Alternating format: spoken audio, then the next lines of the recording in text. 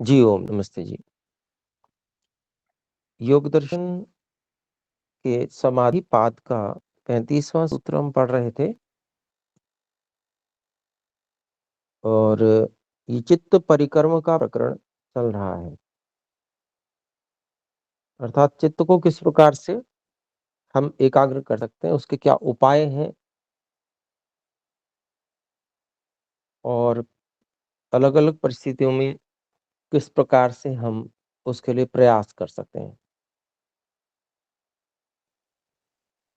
तो ये जो है यहाँ पर प्रकरण चल रहा है। इसमें अभी तक जो कुछ भी हमने पढ़ा है, मैं समझता हूँ 35वें सूत्र के बीच तक ही हम पहुंचे हैं। यहाँ से आगे बढ़ेंगे तो यहाँ तक अगर कोई बात हम में से पूछना चाहते हैं तो पूछ सकते हैं, या हो चुका है ये पूरा।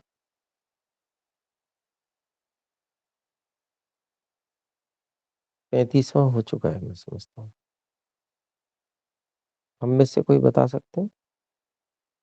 जी आचार्य जी, जी 35 हो हो चुका गया। है। जी हाँ जी जी, जी हाँ ये जी। हो गया। ठीक है जी, ठीक है। सम्यक तो फिर आगे बढ़ सकते हैं या कोई बात हमको रखनी है इस विषय में? आगे चले होते। जी धन्यवाद। तो 36वां सूत्र हम लेते हैं।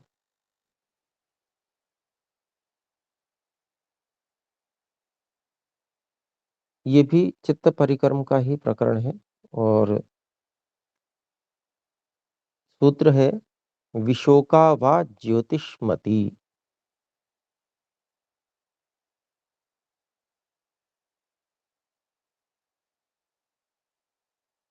तो जैसे पिछले सूत्र में है प्रवृत्तिरुत्पन्ना मनसः स्थिति निबंधनी, उसको यहाँ पर लिया जाएगा। पिछले सूत्र से ही भाष्य में भी कहा हुआ है और अर्थ इसका बनेगा कि चित्त की एक विशोका प्रवृत्ति होती है, ज्योतिष्मति प्रवृत्ति होती है,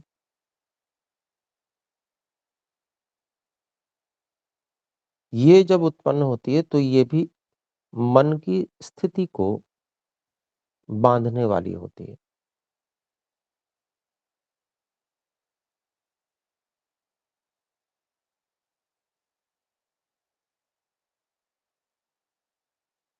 अर्थात चंचलता को समाप्त करने वाली होती है। तो इसका भाष्य को हम देखते हैं। भाष्य में जो अनुवृत्ति है उसी को बता रहे हैं। पहले सबसे पहले प्रवृत्तिरुत्पन्ना मनसः स्थिति निबंधनी इत्यनुवर्तते। प्रवृत्ति उत्पन्ना मनसः स्थिति निबंधनी इति अनुवर्तते, कि ये विशोका ज्योतिष्मति ये जो प्रवृत्ति मन की उत्पन्न होती है, यानी कि वृत्ति, प्रवृत्ति इसलिए शब्द का प्रयोग वहां पर उपसर्ग का किया जाता है कि जो वो विशेष है और एक ही है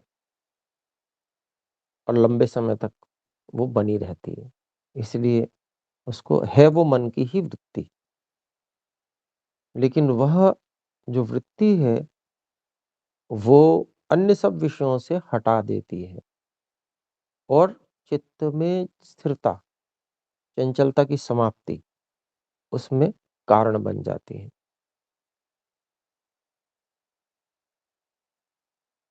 अब इसमें पहले ज्योतिष्मति इसको खोलते हैं महर्षि व्यास जी। ज्योतिष्मति हृदय पुंडरीके धारयतो याद या बुद्धि संवित।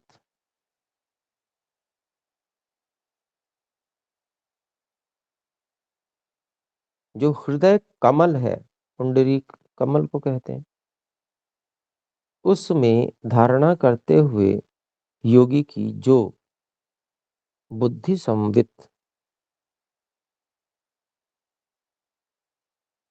बुद्धि तत्व का जो ज्ञान होता है, अनुभूति होती है,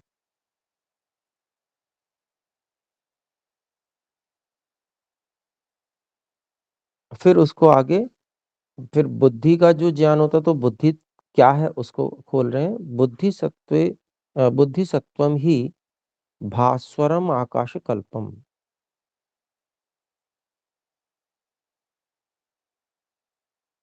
तो बुद्धि तत्व का जो स्वरूप है, अर्थात वो कैसा अनुभव में आता है, वो आकाश के समान, जैसे प्रकाशित आकाश होता है। हमने देखा, सूर्य की ओर न देखें, लेकिन जिस समय पूरा आकाश साफ हो, तो जैसा सूर्य के प्रकाश से प्रकाशित आकाश होता है,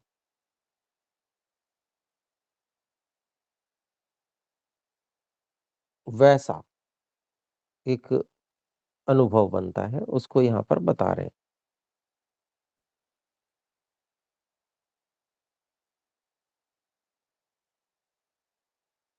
तत्र स्थिति वैशारद्यात् प्रवृत्ति ही सूर्येन्दु ग्रहण मणि प्रभा रूपाकारेण विकल्पते।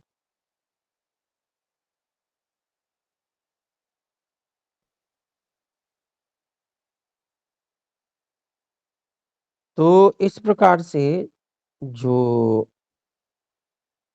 बुद्धि की अनुभूति होती है, वहां पर स्थिति वैशारद्यात्,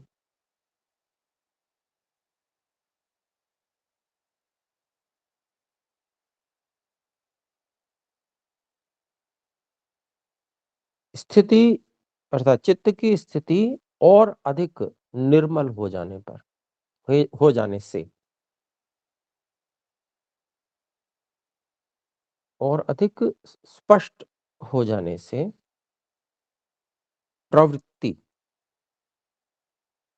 जो चित्त की वृत्ति है, वो विशेष वृत्ति है, जिसमें चित्त बिल्कुल एकाग्र और स्थिर हो रहा है, वो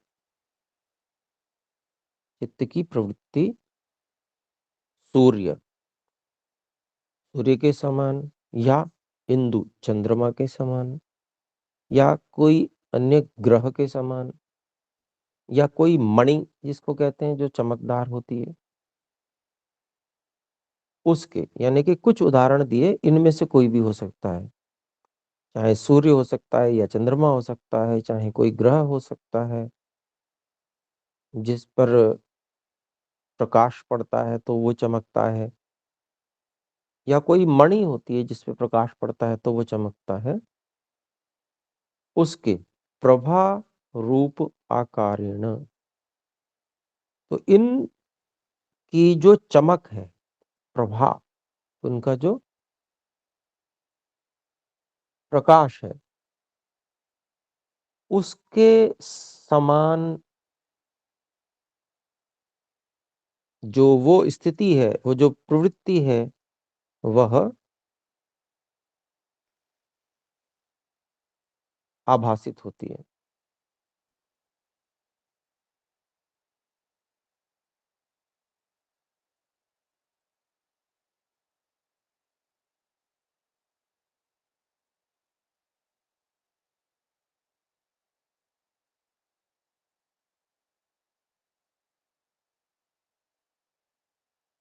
या हम विकल्पते का अभिप्राय है कि इस प्रकार से परिवर्तित भी होती रहती है। जैसे कोई सूर्य हो, जैसे कोई चंद्रमा हो, जैसे किसी ग्रह पे प्रकाश पड़ता है तो उसकी स्थिति बनती है, या कोई मणि पर जब प्रकाश पड़ता है तो उस प्रकार के स्वरूपों में वो परिवर्तित होती रहती है। यानी कि वो जैसे हृदय स्थान पर जब एकाग्रता करते हैं, तो जो वहां पर बुद्धि तत्व का हमको अनुभव होता है, तो उस समय किस तरह का अनुभव होता है वो यहाँ पर बता रहे हैं। जैसे चमकदार आकाश, जैसे प्रकाश से पूर्ण आकाश होता है, और जब वह स्थिति और अधिक निर्मल होती है, तो जो चित्त की वृत्ति है अर्थात प्रवृत्ति, जो विशेष बहुत उत्कृष्ट स्थिति, वो सूर्य, चंद्रमा अथवा जो प्रकाशित ग्रह या प्रकाशित मणि, उनके प्रकाश के रूप से परिवर्तित होती रहती है।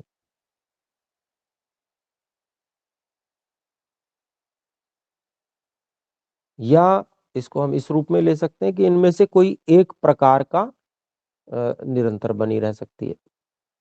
तो विकल्पते शब्द जो है वो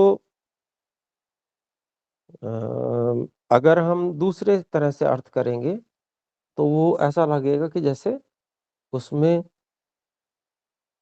कुछ भिन्नता भी आ रही है, विकल्प हो रहा है, लेकिन उसको वि उपसर्ग पूर्वक कल्पते के रूप में लेंगे तो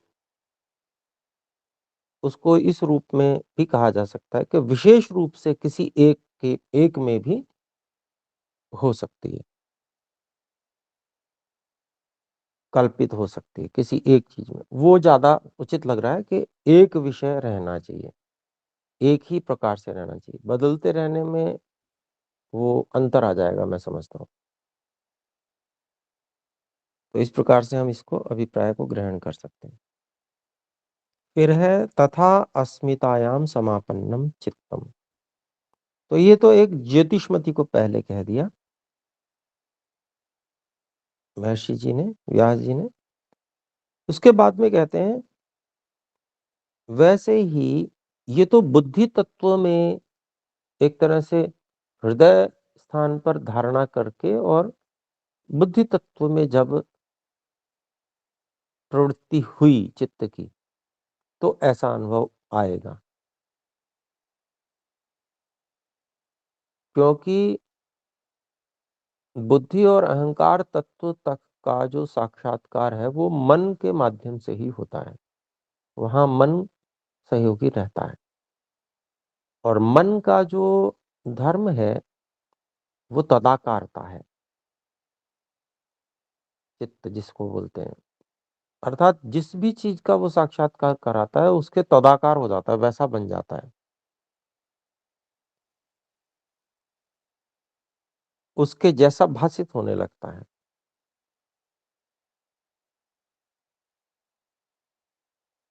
तो वहां पर जब हम उस हृदय स्थान विशेष पर हम धारणा करते हैं, तो वहां पर हमें बुद्धि तत्व का ज्ञान होता है। उस समय हम इस प्रकार का कुछ अनुभव होता है, ऐसा समझ सकते हैं। फिर जब वो बिल्कुल एकाग्रता की स्थिति में, मान लीजिए समाधि अवस्था ही है और हम बुद्धि तत्व का ही साक्षात्कार कर रहे हैं, तो उसके जो बुद्धि तत्व के विशेष ज्ञान है, जो उसका वो सारा भी होगा। लेकिन आरंभ में क्योंकि व्यक्ति को बहुत ज्यादा पता नहीं होता है, तो वही स्थिति है, घड़ी देख रहे हैं लेकिन घड़ी देखनी आती नहीं है। ये बात तो आपको भी समझ में आ रही होगी। किसी को घड़ी, बच्चे को, उसकी इंद्रियां बहुत अच्छी हैं, देख बहुत अच्छा सकता है, दूर तक देख सकता है,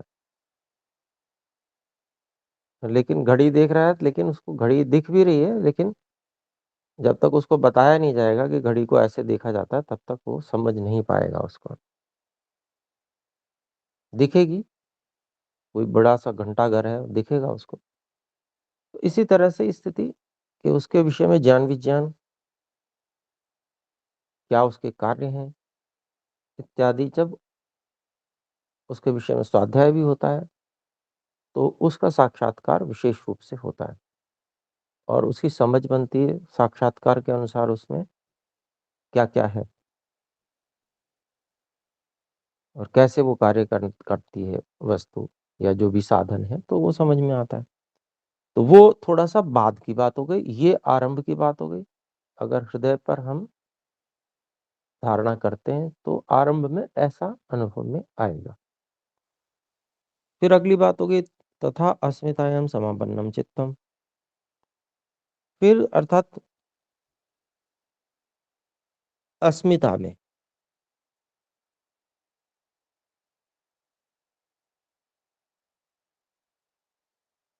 मैं हूं की अनुभूति में एकाग्र हुआ हुआ चित्त, समापन्न हुआ हुआ चित्त।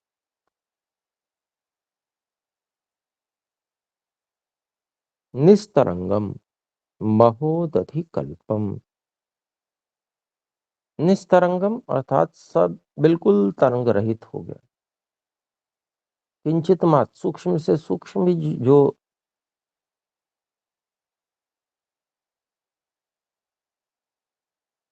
तरंग या बहुत सूक्ष्म चंचलता, वो भी समाप्त हो गई। अर्थात सबसे अधिक एकाग्रता की स्थिति वो यहाँ पर चित्त की रहती है जब हम विषय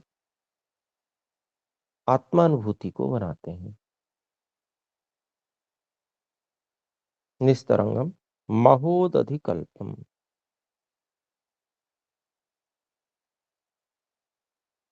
महा उदधिकल्पम यानी कि समुद्र के समान।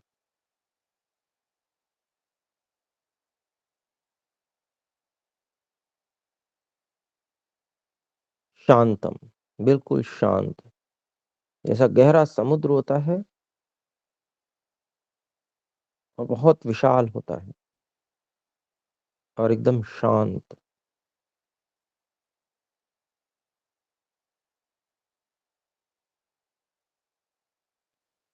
इस तरह का वहाँ अनुभव होता है। और उसमें आगे कहते हैं शांतम अनंतम अस्मिता मात्रम भवति। जैसे वो समुद्र के बीच में हम हों, ऐसी प्रतीति होती है जैसे ये समुद्र की कोई सीमा नहीं है। दूर दूर तक धरती दिखाई नहीं देती और आकाश समुद्र से ही मिलता हुआ प्रतीत होता है, दिखता है। उस कल्पना को यहाँ पर जोड़ा गया है समझाने के लिए कि जो मैं हूं इसकी अनुभूति व्यक्ति करता है, उस समय चित्त जो है बिल्कुल तरंग रहित हो जाता है। किस प्रकार से तरंग रहित हो जाता है? जैसे कोई समुद्र हो, बिल्कुल शांत समुद्र हो और इसकी अनंतता का अनुभव होता है। जैसे समुद्र बिल्कुल दूर दूर तक कहीं कुछ नहीं, केवल वही समुद्र है। तो यह जो अनुभूति है, ये अस्मिता मात्र की अनुभूति होती है, अर्थात स्वयं के होने की।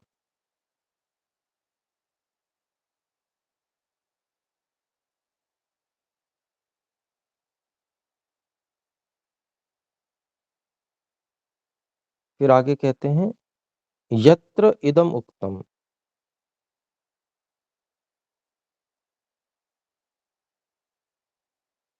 जहां ऐसा कहा गया है, किन्हीं का वचन ले रहे हैं।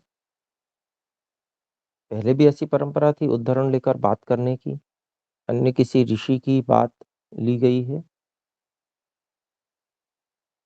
तो इसको इन्वर्टेड कॉमा में दिखाया गया है। कहते हैं तम अणु मात्रमात्मानमनु विद्यास्मीत्येवं तावत् संप्रजानीते इति। अब जो पीछे अनंतम शब्द यहाँ जोड़ा गया था, वो अनुभूति किस प्रकार की है उसको यहाँ पर और स्पष्ट कर दिया गया है। वहां जो अनंत जैसी अनुभूति अनुभव में आई वो अनंत का अभिप्राय समुद्र अनंत है और अनंत तक कुछ भी नहीं है और केवल मैं यहाँ पर हूँ। बीच में जैसे कोई व्यक्ति समुद्र के बीच में हो और वो स्वयं को अकेला अनुभव करता है, कुछ नहीं चारों ओर, दूर दूर तक कुछ भी नहीं है। तो वैसा अनुभव है, लेकिन है कैसा, मैं कैसा हूं? तो अणुमात्रम, तम अणुमात्रम आत्मानम अनुविद्य अस्मि इति एवं तावत संप्रजानीते। तो उस जो अणुमात्र है, आत्मानम, जो स्वयं, जो उस स्वयं को ही देख रहा है, तो उस स्वयं जो कि अणुमात्र है, स्वयं को अनुविद्य जानकर, अस्मि इति एवं, ये मैं हूं, इस प्रकार से तावत संप्रजानीते, ऐसा वह योगी जानता है, समझता है कि मैं ऐसा हूं, अणु मात्र हूं, सूक्ष्म हूं और मेरे चारों ओर समुद्र की तरह विशाल शांति है। जो अन्य साधन है वो मेरी अपेक्षा कितने बड़े हैं, कितने दूर दूर तक हैं।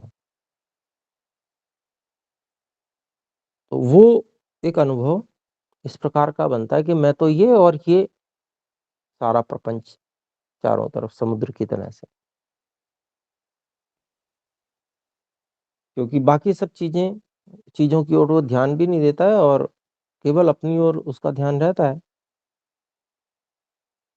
तो चित्त की स्थिति, क्योंकि वहां पर विषय आत्मा ही है, तो आत्मा विषय होने के कारण से चित्त की स्थिति का वो वर्णन किया कि समुद्र के समान वो शांत हो जाता है और वैसा प्रतीत होता है कि वो जो है अनंत है, दूर दूर तक बिल्कुल शांत है, बिल्कुल शांत। ये जो स्थिति है चारों ओर की, उसका वर्णन किया गया है। और मैं कैसा हूं? तो मैं अणु मात्र हूं। चित्त की स्थिति कैसी है? तो ऐसी है। ये दोनों चीजें अपने को समझनी है। फिर से इस पंक्ति को लेते हैं, तथा अस्मितायाम समापन्नम चित्तम। तो मैं हूं इस विषय में समापन्न चित्त, निस्तरंगम। चित्त उस समय कैसा है, इसको यहाँ पर वर्णित किया गया जा रहा है। मैं मैं हूं उसमें चित्त भी समापन्न हो जा रहा है,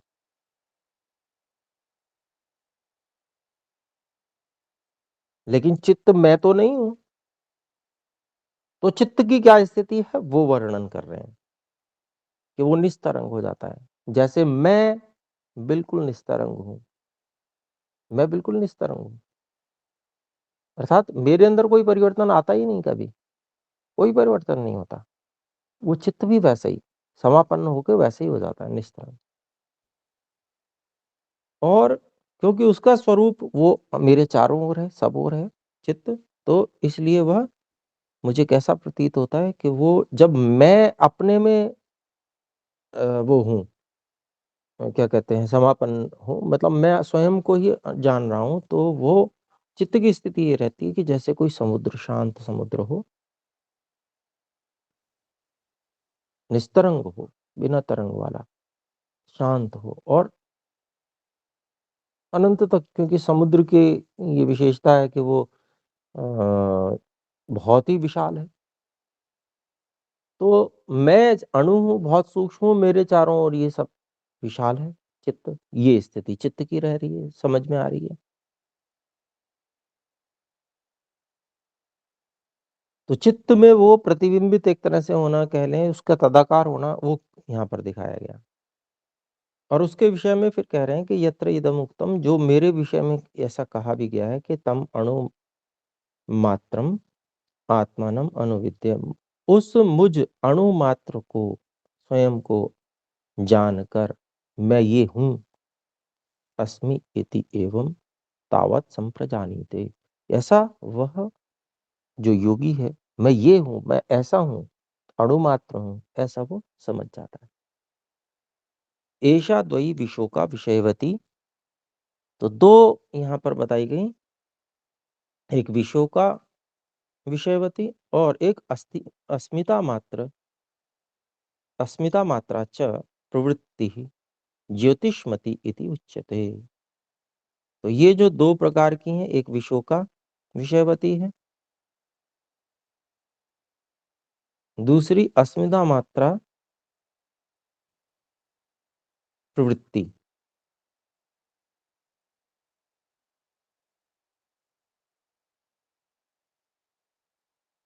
इन दोनों को ही यहाँ पर ज्योतिष्मति कहा जा रहा है।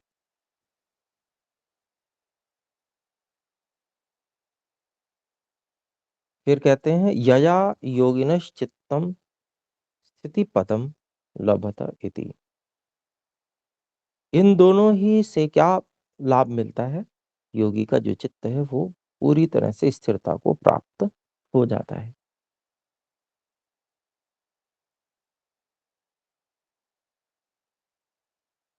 तो ये दो विषय और चित्त के और बताए, और दोनों का स्थान हृदय ही है, लेकिन विषय भिन्न है। हृदय पर ही एक बुद्धि सत्व का अनुभव होना और एक स्वयं का अनुभव होना। तो ये दोनों ही स्थितियां अच्छी और ऊंची हैं, और ऐसा होता है इसलिए ये सब दिया गया है कि विविधता है संस्कारों की। स्वामी सत्यपति जी महाराज ने जैसे अनुभव किया सभी वैसा करेंगे ऐसा नहीं है। सबके साधन अलग अलग हैं, सबने मेहनत अलग अलग प्रकार से की हुई है। तो मैं तो जो करता हूँ, मैं इसको ज्यादा करता हूँ, ये अस्मिता मात्र वाला। और मेरे को शुरू से ही इसकी ओर आकर्षण भी अधिक रहा।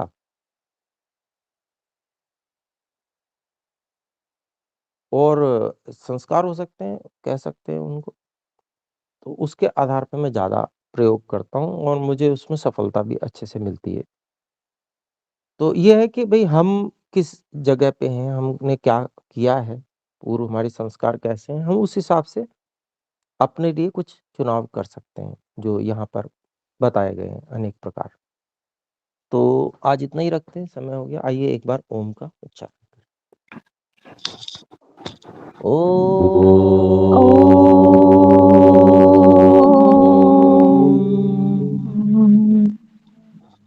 नमस्ते आचार्य जी, सभी को सादर नमस्ते। ओम। धन्यवाद।